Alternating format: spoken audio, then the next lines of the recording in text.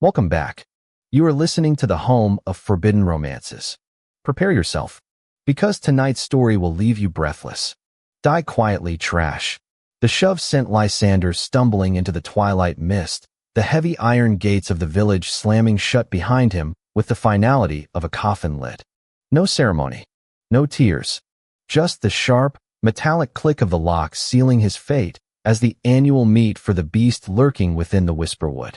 The jeers of the village elders were swallowed instantly by the unnatural silence of the forest, leaving Lysander alone with nothing but the thin, ragged tunic clinging to his shivering frame and the scent of his own terror.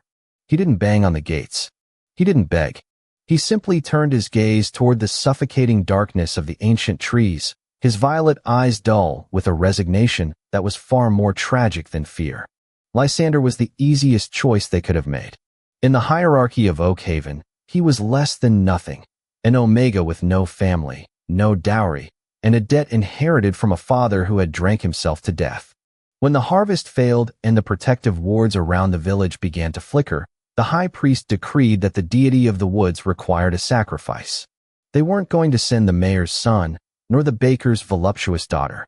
They looked to the gutters, found the starving boy with the pale hair and too quiet demeanor, and decided his life was the price of their safety. He walked. The moss beneath his bare feet was cold and slick, feeling less like vegetation and more like the skin of a dormant reptile. The Whisperwood was not merely a forest, it was a graveyard of the unwanted. For centuries, the village had tossed their problems into this green abyss. Criminals, the sick, and now, the inconveniently poor. As the light from the village faded into a distant memory, the atmosphere shifted. The air grew heavy, tasting of ozone and crushed pine needles. The temperature dropped so sharply that Lysander's breath bloomed in white puffs before his face. He wrapped his arms around himself, his teeth chattering, but he kept moving. If he was to die, he would not do it curled up by the gate like a frightened dog.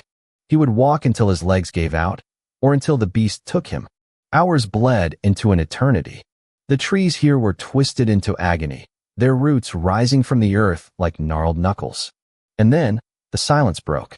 It wasn't a roar. It was a vibration, a low thrumming that rattled Lysander's ribs. The shadows ahead seemed to detach themselves from the tree trunks, pooling together, swirling into a mass of obsidian darkness that blocked the path. Lysander stopped. His instincts screamed at him to run, to flee, but his body was frozen, locked in the prey response. The darkness condensed, solidifying into a figure. He was massive. That was the first thing Lysander's terrified mind registered. The entity stood well over 6 feet, draped in robes that looked like they were woven from the night sky itself. But it was the face that stole the air from Lysander's lungs.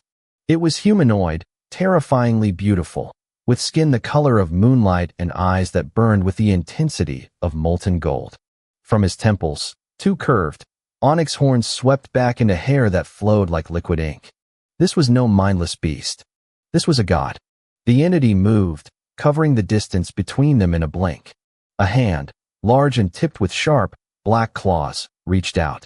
Lysander flinched, squeezing his eyes shut, waiting for the tear of flesh, the snap of bone. Instead, he felt a cold knuckle brush against his cheek. They grow thinner every year. A voice resonated, not just in the air, but inside Lysander's skull. It was deep, layered with the echoes of 1,000 years of solitude. Does your village have no pride in its offerings? Lysander's eyes flew open. The god was inspecting him, tilting his head with an avian sharpness. The golden eyes narrowed, the pupils slitting vertically. I am sorry, Lysander whispered, his voice cracking from disuse. I am all they had to spare. The god's hand paused. The claws retracted slightly, the rough pads of his fingers tracing the line of Lysander's jaw. Spare? You reek of despair, little thing. But beneath that, the god leaned in, inhaling deeply near the frantic pulse of Lysander's neck. Beneath that, there is no greed, no rot. Lysander trembled violently. The proximity was overwhelming. The sheer power radiating off this being was enough to crush a human will. Yet Lysander remained standing, held up by invisible strings of tension. Are you going to eat me? Lysander asked. The question was absurd, childish, but he had to know. The god pulled back, a low, rumbling sound escaping his chest. It sounded like a laugh, or perhaps a growl. Eat you? I do not consume flesh, child. That is a lie your elders tell themselves to justify their cruelty. I consume sin. I consume the corruption of the soul. He looked Lysander up and down, his gaze piercing through the ragged tunic. And you are hollow. You have nothing for me to feed on. Lysander felt a strange pang of rejection. Even a monster didn't want him. Then, kill me. Please. Make it quick. I cannot go back. The god's expression shifted. The amusement vanished, replaced by a terrifying intensity. No, you cannot go back. Once the forest claims a thing, it belongs to the forest. Suddenly, the god's hand moved to the nape of Lysander's neck. The grip was ironclad, inescapable. He pulled Lysander forward, forcing him to stumble into the hard, cold chest. I am Poorest, the deity whispered, his breath cold against Lysander's ear. And since they sent you to die, and I have no use for a corpse, I will find another use for you. Before Lysander could process the threat, Poorest's head dipped. Sharp teeth grazed the sensitive gland on the side of Lysander's neck, the omega gland, the source of his scent, the center of his biology. Lysander gasped, a shock of electric fear shooting down his spine. What are you? Be still. Poorest bit down. It wasn't the tearing bite of a predator killing prey. It was surgical, precise, and agonizingly deep. Pain exploded in Lysander's neck, white-hot and blinding, but it was immediately followed by a flood of something else. Something heavy, dark, and possessive. It felt like liquid smoke was being injected into his bloodstream, rushing through his veins, rewriting his very DNA. Lysander screamed, his knees buckling, but Poorest held him up effortlessly. The connection was absolute. He could feel Poorest's ancient consciousness pressing against his own mind, a vast, icy ocean crashing against a fragile dam. Mine, the voice echoed in his head, no longer spoken but felt. Asterisk marked. Bound. Mine, asterisk. As the darkness overtook Lysander's vision, the last thing he saw was Poorest's golden eyes, glowing with a terrifying satisfaction. When Lysander woke, he was warm. It was a sensation so foreign to him that for a moment, he thought he had died and gone to the heavens. He was lying on something soft, furs, thick and luxurious. The air smelled of sandalwood and rain. He sat up, gasping as a dull throb pulsed in his neck. He reached up, his fingers brushing against a bandage made of silk. The memory of the forest crashed back into him. The cold. The god. The bite. Do not touch it. The bond is fresh. Lysander froze. He was in a massive chamber carved directly into the bedrock of a mountain. The walls were lined with books and artifacts that looked older than the kingdom itself. In the center of the room sat Poorest, lounging on a throne of carved obsidian. He looked more human now, the horns gone, the claws retracted to look like manicured nails, but the aura of danger remained potent. Where am I? Lysander asked, clutching the furs to his chest. The heart of the verdant abyss, Poorest replied lazily, turning a page of a massive, leather-bound tome. My home. And now yours. Lysander scrambled off the bed, his legs wobbling. I am not a pet. You cannot just keep me. Poorest slammed the book shut. The sound echoed like a gunshot. You were discarded, he roared, his voice shaking the dust from the ceiling. He stood, his form flickering with shadows. Thrown away like refuse. I saved you from the cold. I spared you from the wolves. And I marked you as my own. You are not a pet, Lysander. You are a mate. The word hung in the air, heavy and impossible. Mate, Lysander whispered. But I am a man. An omega, yes, but of low birth. And you are a god. Poorest stepped down from the dais, stalking toward him. I am older than the concept of gods. I am the balance of this forest. And for centuries, your people have sent me their wicked to act as batteries for the barrier that keeps me here. They think they feed me. In reality, they bind me with the darkness of their sacrifices. He stopped inches from Lysander, towering over him. But you broke the chain. You have no darkness. When I bit you, the ritual failed. The barrier is weakening. Because they sent the wrong sacrifice, they have set me free. Lysander stared up at him, his mind racing. So you used me? I chose you, Vorith corrected, his voice dropping to a seductive purr. He reached out, cupping Lysander's face. The touch was surprisingly gentle. I have watched them for 1,000 years. Greed. Malice. Betrayal. I was alone in a sea of filth. And then you walked in. Pure. Resilient. Broken. Yes, but beautifully so. Vorith's thumb stroked Lysander's cheekbone. I marked you because I desired you. The breaking of the curse was merely a bonus. Lysander felt a flush rising in his cheeks. He had never been desired. He had been a burden, a mouth to feed, a debt to be paid. To be wanted by a being of such terrified magnificence was intoxicating. What happens now? Lysander asked softly. Vorith smiled, a sharp, predatory expression that promised chaos. Now? We wait for the bond to settle. We let your body adjust to my essence. And then, his golden eyes darkened. Then, we go back. The days that followed were a blur of confusion and intimacy. Lysander expected cruelty, but Vorith was a creature of contradictions. He was arrogant and demanding, expecting Lysander to attend to him, to pour his wine and read to him. Yet, he was also fiercely protective. When Lysander stumbled and scraped his knee on the stone floor, Vorith was there in an instant, lifting him into his arms and carrying him back to the firs, healing the scratch with a lick of his tongue that sent shivers through Lysander's entire body. They ate together, fruits that tasted of starlight, meats that melted on the tongue. Vorith spoke of history, of the time before the village, of the stars. And Lysander listened, for the first time feeling like his thoughts mattered. But the physical changes were undeniable. Lysander's skin grew paler, luminous. His eyes began to fleck with gold. The mark on his neck didn't fade. It turned into a complex tattoo of vines and thorns, pulsing whenever Vorith was near. The attraction was a physical ache. The bond demanded proximity. When Vorith slept, Lysander found himself curling up against the god's side, seeking the cold comfort of his skin. And Vorith would wrap an arm around him, pulling him closer, murmuring possessive endearments in a language long dead. It was during one such night, with the moonlight filtering through the fissures in the cave ceiling, that Lysander asked the question haunting him. Why did you say we go back? Vorith's eyes opened in the dark, glowing faintly.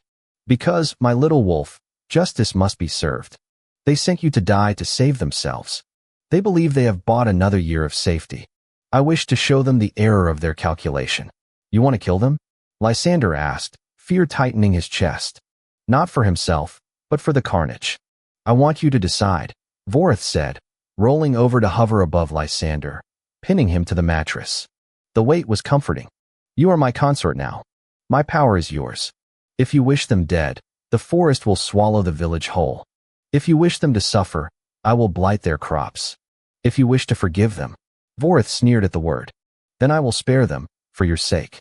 Lysander looked into the golden eyes of his lover, his captor, his savior. He thought of the elder who dragged him to the gate. He thought of the neighbors who closed their blinds as he walked past. I don't want them dead, Lysander whispered. Vorith looked disappointed.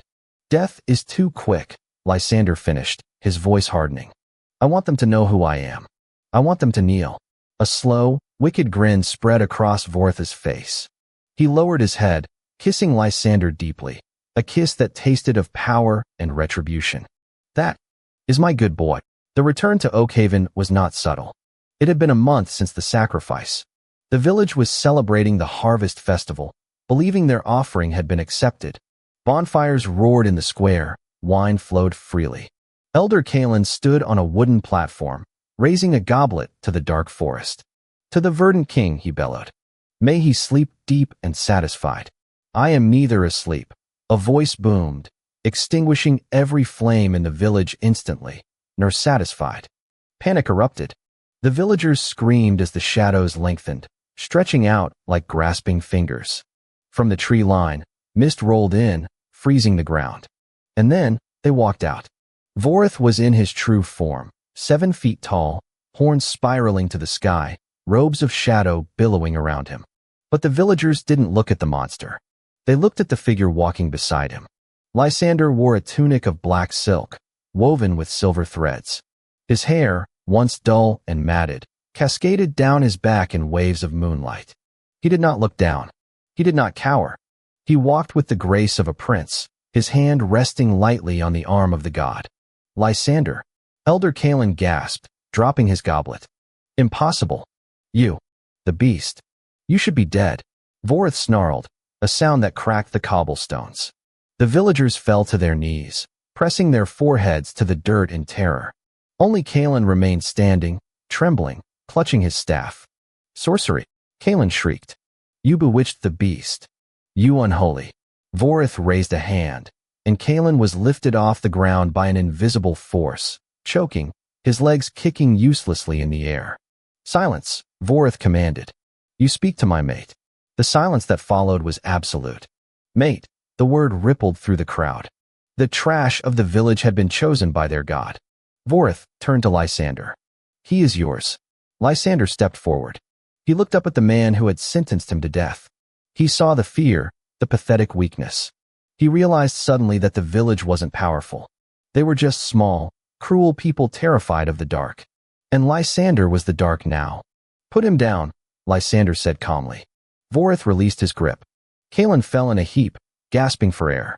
He looked up at Lysander, tears streaming down his face. Mercy. Lysander, please. I have children. You had children when you sent me to the woods, Lysander said, his voice cold. You didn't care about my life. Why should I care about yours? Lysander crouched down, bringing his face level with the elder. But I am not you. I will not kill you. Kalen sobbed with relief.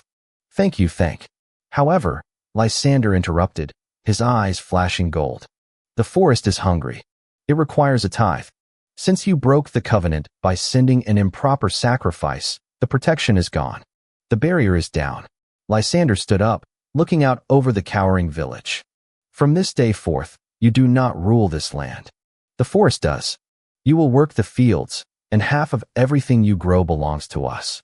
You will maintain the shrine. And every year, on this night, you, Kalen, will come to the gate and kneel until sunrise to beg forgiveness. And if we refuse? Kalen whispered. Lysander smiled, and for a moment, he looked exactly like Vorith. Then the silent king gets hungry, and he is very fond of the taste of sin. Lysander turned, taking Vorith's hand. The god looked down at him with blatant pride, lifting Lysander's knuckles to his lips for a kiss that was a declaration of war against the world. Let's go home, Vorith, Lysander said. As you wish, my queen, the god replied. They turned their backs on the village, walking into the mist. Behind them, Oakhaven didn't dare to move, living under the shadow of the boy they tried to kill and the monster who loved him for it. And that is how the sacrifice became the sovereign. If you enjoyed seeing Lysander bring an entire village to its knees, destroy that like button. And tell me in the comments, would you have shown the elder mercy, or would you have let the god feast? I'll be reading your answers. Subscribe for the next chapter. Until then, prompt image. Prompt. Masterpiece, best quality, high-res, 1.2. Korean manhwa style, semi-realistic, digital art. 2 men, BL, Yaoi, man 1. Tall, ancient deity, Vorith, long black hair with obsidian horns, glowing golden eyes, pale skin, wearing dark flowing robes with shadow tendrils, sharp claws, looking down with possessive pride. Man 2. Lysander, smaller build, beautiful but fierce, silver hair, glowing violet eyes, wearing black and silver silk tunic, intricate vine tattoo on neck, standing confidently beside man 1. Background is a dark mystical forest edge with fog, terrified villagers kneeling in distance, cinematic lighting, dramatic atmosphere, magical particles, sharp focus, intricate details.